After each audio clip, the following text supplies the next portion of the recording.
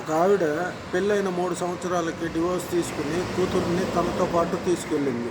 ఇంకో 6 నెలల టైంకి పెళ్లి చేసుకుంది. పెళ్ళైన 5 సంవత్సరాలకి అమ్మ చనిపోయింది. కూతురేమో అక్కడే పెరిగింది.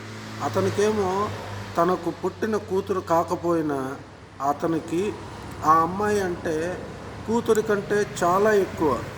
తనకు పెళ్లి చేయటానికి మంచి అబ్బాయిని చూసి పెళ్లి చేస్తున్న టైంలో నాన్న వచ్చాడు. అప్పుడు ఆ అమ్మాయి, నాన్న అయితే ఏమి, ఇంతవరకు నన్ను చూడటానికి రాలేదు కదా అని నాన్నని మండపంలోంచి బయటకు వెళ్ళమని చెప్పబోయింది.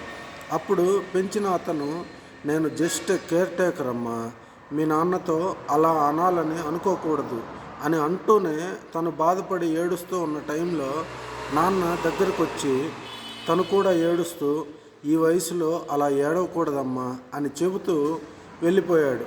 అది చూసిన కూతురు ఏమీ అర్థం కాక అలా చూస్తూ ఉండిపోయింది. అందుకే మనకు అర్థం కాని దానిలో వేలు పెట్టకూడదు అనేది. Thank you friends.